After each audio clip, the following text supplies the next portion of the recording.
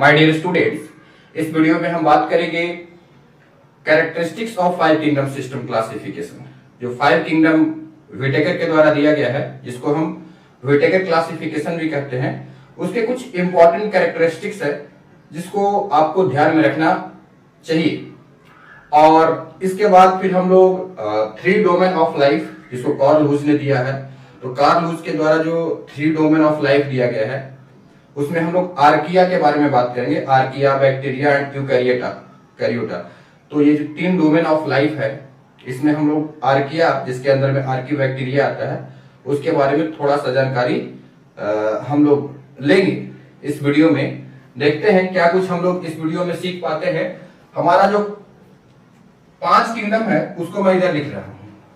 सबसे पहला किंगडम है मोनेरा, ठीक है। मोनेरा के बाद दूसरा आता है प्रोटिस्टा, ठीक है। फिर फंजाई, ठीक है। फिर हो गया प्लांटी, फिर एनिमेलिया। तो ये 5 किंगडम आपके हो गए। इन पांचों किंगडम के कुछ कैरेक्टरिस्टिक्स है, उसको आपको ध्यान में रखना है, ठीक है।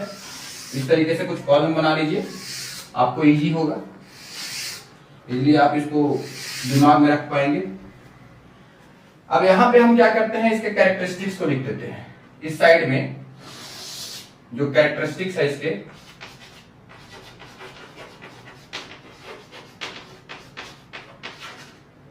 इधर कैरेक्टरिस्टिक्स आ जाएंगे। इसके जो भी कैरेक्टर्स है इधर मैं लिखूंगा, ठीक है। और इधर हो गया आपका डिफरेंट जो किंगडम है वो, ठीक है। तो सबसे पहला जो कैरेक्टरिस्टिक्स है वो types of nucleus. First characteristics क्या है? Types of nucleus.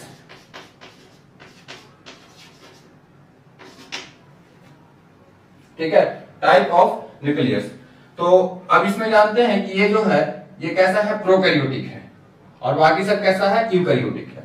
मोनेरा जो है आपका वो क्या है, प्रोकैरियोट्स, ठीक है, और बाकी सारे यूकैरियोट्स। तो यहां से यहां तक आप एरो डायरेक्ट दे दो और इसके ऊपर में लिख दो eukaryotes and this is called prokaryotes, ठीक है। ये हो गया आपका जाकर के पूरा का पूरा, ये सब हो गया।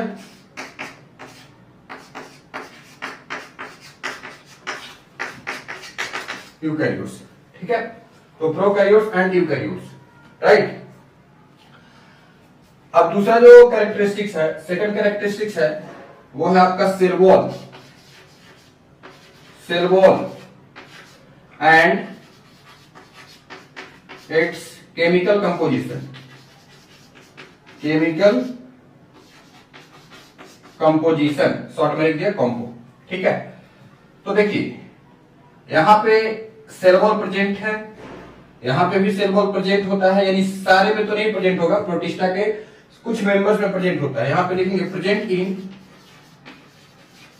इन सम मेंबर,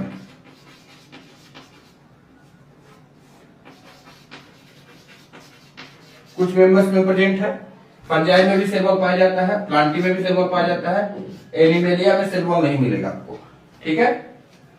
अब जहां पे सेल वॉल प्रेजेंट है उसका देखना है कि वो सेल वॉल किस केमिकल का बना हुआ है।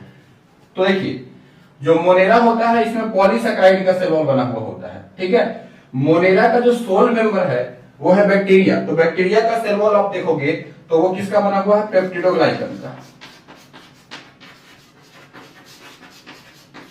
ग्लाइकन जो एक प्रकार का हेट्रोपॉलीमर है। क्या है, एक प्रकार का हेट्रोपॉलीमर, ठीक है। एनेसिटाइल ग्लूकोसामिन एंड एनिस्टाइल मुलाविक एसिड इसमें होते हैं। तो अच्छा, कुछ कुछ बैक्टीरिया ऐसे होते हैं जैसे सीडोमुरिन वगैरह पाया जाता है, जो आर्की बैक्टीरिया होते हैं, तो उसको हम अलग से पढ़ेंगे, उसके बारे में अलग से पढ़ेंगे। मेनली अगर बैक्टीरिया के बारे में आपसे पूछा जाए तो बैक्टीरिया के सेल वॉल में पेप्टिडोग्लाइकन पाया जाता है, जो मोनेरा का सोल मेंबर होता है, ठीक है। प्रोटिस्टा में वेरियस टाइप। अब देखो वेरियस टाइप्स क्यों लिखा मैंने, देखो प्रोटिस्टा में कहीं पे सेल वॉल है, कहीं पे नहीं है। तो कुछ मेंबर जैसे कि है, जैसे क्राइसोफाइट है, तो उसमें सिलिशियस सेल वॉल पाया जाता है, सिलिका का बना हुआ होता है, ठीक है। कहीं पे सेलुलोजिक सेल वॉल होता है, ठीक है। तो सेल वॉल डिफरेंट टाइप के होते हैं, इसके बारे में हम प्रोटिस्टा में जब डिटेल से बात करेंगे तो डिफरेंट प्रोटिस्ट में अलग अलग तरह के सेल वॉल का केमिकल कंपोजिशन देखेंगे। फंजाई में जो होता है वो काइटिन का बना हुआ होता है, ठीक है। प्लांट में आप जानते हो सेलुलोजिक होता है, सेलुलोजिक हो गया, सेलुलोज का बना हुआ होता है। सेलुलोज इसके अलावा हेमी सेलुलोज, कुछ प्रोटीन होता है, पेक्टिन होता है, ये सब सारी चीज होते हैं, पर मेनली जो है वो सेलुलोज होता है, ठीक है। प्लांट का सेल वॉल जो है सेलुलोज का बना हुआ होता है। और एनिमल में तो सेल वॉल है ही नहीं, तो इसको लिखना ही नहीं है, ठीक है, राइट। ये हो गया। अब उसके बाद फिर हम लोग देखेंगे कि सेलुलर लेवल या सेलुलर ऑर्गेनाइजेशन,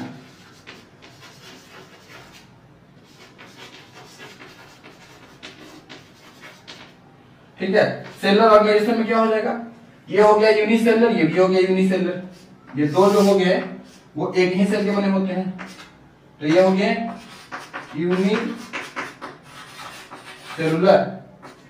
बाकी ये तीन जो हो गए वो मल्टीसेलुलर हो गए। ये क्या हो गया,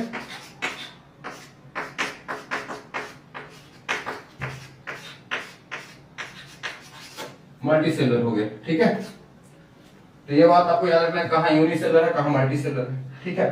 अच्छा, एक जो मोस्ट इंपॉर्टेंट क्राइटेरिया हमने बताया था वो है मोड ऑफ न्यूट्रिशन, ठीक है। तो मोड ऑफ न्यूट्रिशन देख लीजिए, मोड ऑफ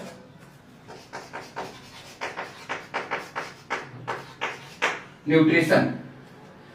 बैक्टीरिया में हमने बताया कि बैक्टीरिया में, अगर आपको प्रीवियस वीडियो में आपको जो हमने ट्री बनाया था आर्कीबैक्टीरिया और मोनेरा है, मोनेरा से कैसे प्रोटिस्टा आया है, फंजाई, प्लांटी, एनिमलिया कैसे बने हैं, तो अगर आप प्रीवियस वीडियो देखे हैं तो आपको पता होगा कि हमने बताया था कि मोनेरा जो होते हैं वो ऑटोट्रॉपिक भी होते हैं, ऑटोट्रॉपिक भी होता है। ऑटोट्रॉपिक में ये क्या हो सकता है, फोटोसिंथेटिक हो सकता है या कीमोसिंथेटिक हो सकता है, प्लस ये हेट्रोट्रॉपिक भी होता है, हेट्रोट्रॉपिक भी होता है, ठीक है। तो हेट्रोट्रॉपिक में या तो डिकम्पोजर का काम कर सकते हैं, सैप्रोफाइट हो सकते हैं, पैरासाइट हो सकता है, ये सब चीज हो सकता है, ठीक है। तो इसके बारे में अब जब हम बैक्टीरिया पे बात करेंगे तो डिटेल से इसके बारे में बात होगा।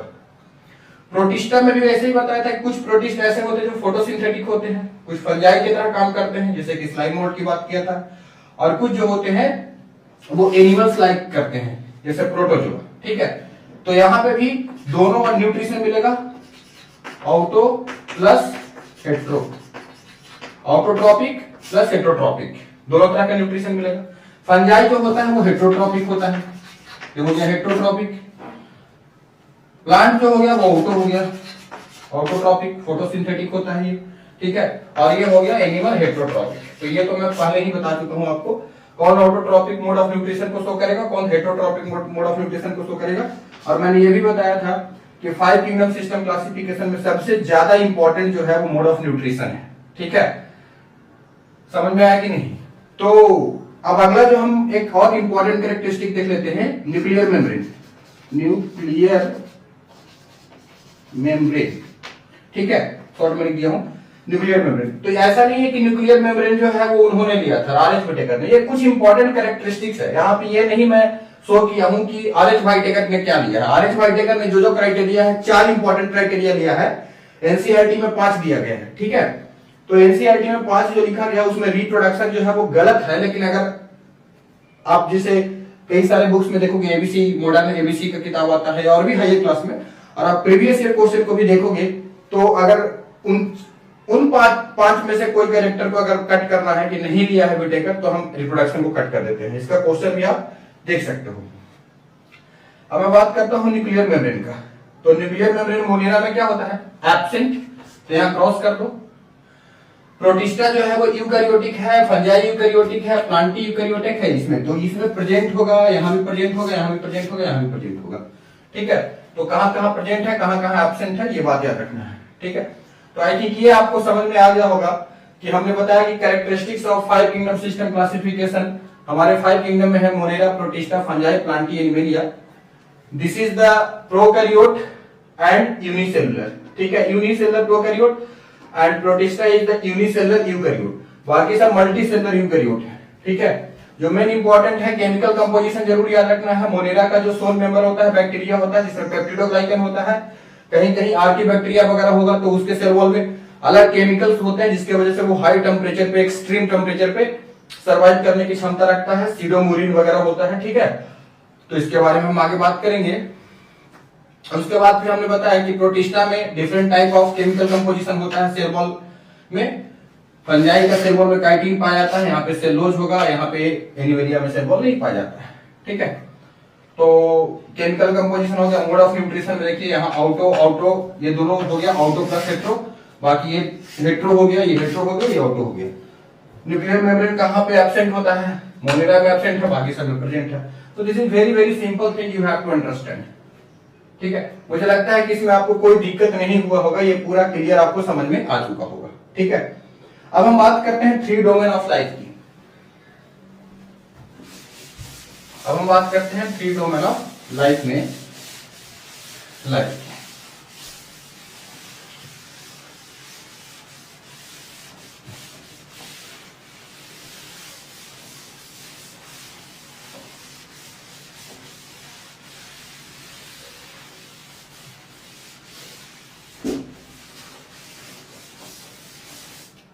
अब आपको हम थ्री डोमेन ऑफ लाइफ में सबसे पहले आप बात करोगे आर्किया के बारे में। Archaea is the primitive life form. Archaea जो है वो प्रिमिटिव लाइफ फॉर्म है, सबसे पुराना है, ठीक है। आर्किया से बैक्टीरिया का फॉर्मेशन हो गया, बैक्टीरिया बना, ठीक है, और आगे जाकर के बना ये दूसरा डोमेन हो गया, ये फर्स्ट डोमेन हो गया। उसके बाद बना यूकैरियोटा। क्या बना? Eukaryota.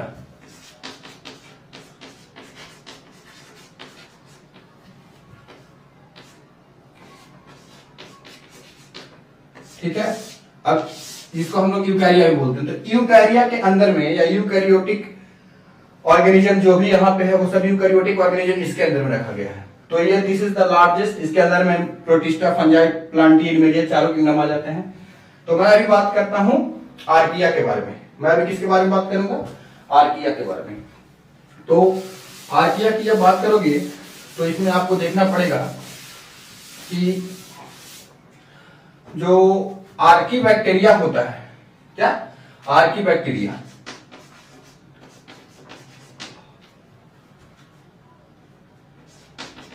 Archaea is also called Archie bacteria. तो ये इसमें तीन तरह के बेसिकली मेंबर हैं जो एनसीईआरटी के अकॉर्डिंग, और भी कुछ होते हैं पर मैं एनसीईआरटी वाला पहले बात करता हूं। एक होता है, ये इनको हम लोग बोलते हैं एक्सट्रीमोफाइल, यानी एक्सट्रीम लविंग होते हैं। दे कैन टॉलरेट एक्सट्रीम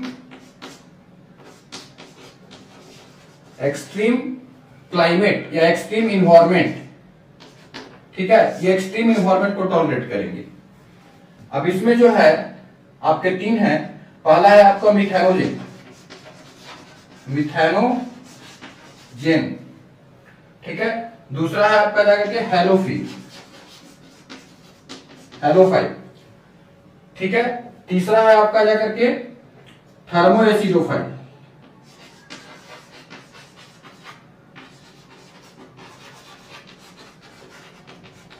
ठीक है। मिथेनोजेन जो होता है वो मार्सी एरिया में पाए जाते हैं, ठीक है, दलदल में रहते हैं, और gut of intestine, gut of ruminant mammal जैसे कि भैंस हो गया, गाय हो गया, उसके गट में रहता है, ठीक है। और गोबर से जो गैस निकलता है जिसको मीथेन गैस बोलते हैं, कॉमन भाषा में गोबर गैस बोलते हो, वो मिथेनोजेन बैक्टीरिया के वजह से आपको निकलता है। हेलोफिल्स का मतलब, फिल्स का मतलब होता है लविंग, हेलो मतलब सॉल्ट, तो ये क्या हो गया? Salt loving, salt loving bacteria हो गया, ठीक है। तो मतलब कि बहुत ज्यादा सॉल्ट है, हाई पीएच है, तो उस पर भी ये सर्वाइव कर जाएंगे, है ना। इसके भी कुछ एग्जांपल है, जैसे मिथेनोजेन का एग्जांपल है मिथेनोबैक्टर, मिथेनोकोकस वगैरह, इसके भी हेलोबैक्टर वगैरह, इसमें भी एग्जांपल है कुछ आपको थर्मोएसिडोफिल्स में। थर्मस एक्यूटिकस बैक्टीरिया बड़ी फेमस बैक्टीरिया है जिसको हम लोग पीसीआर में इस्तेमाल करते हैं, टैग पॉलीमरेज एंजाइम उसी से निकालते हैं उस बैक्टीरिया से। तो थर्म मतलब हो गया टेम्परेचर, एसिडो मतलब एसिड, और फिर मतलब लविंग, है ना। जो हाई टेम्परेचर और एसिडिक इन्वायरमेंट में सर्वाइव कर सकता है ना। High temperature plus acidic environment में सर्वाइव करने की क्षमता रखता है ना। उसी को हम लोग बोलते हैं थर्मो एसिडोफिल्स। ठीक है, थर्मस एक्वेटिकस बहुत बढ़िया इसका एग्जाम्पल है। ठीक है, जैसे आपको ये कहां मिलेगा, जैसे कि आप अमेरिका में येलोस्टोन पार्क है। ठीक है, तो ये जो बैक्टीरिया होते हैं वो हाई टेम्परेचर पाए जाते हैं, मोर देन 110 डिग्री सेल्सियस। अब ये अलग अलग बुक्स में थोड़ा सा वेरिएबल डेटा दे सकता है। तो ये हो गया आपका जाकर के आर्किया के बारे में। जो मेन रूप से हम लोग डिस्कशन करेंगे अगले क्लास में वो बैक्टीरिया के बारे में करेंगे। बैक्टीरिया का शेप कैसा होता है, बैक्टीरिया में कई तरह का फ्लैजेला के आधार पे जो डिफरेंट बैक्टीरिया होते हैं, एट्राइकस क्या होता है, पेरिट्राइकस, लोफोट्राइकस, है ना, सेफेलोट्राइकस, तो कई तरह के बैक्टीरिया हैं, उसके बारे में हम लोग अगले क्लास में बात करेंगे। फिलहाल अभी इतना ही रखते हैं और एक अगली वीडियो में आगे मिलते हैं।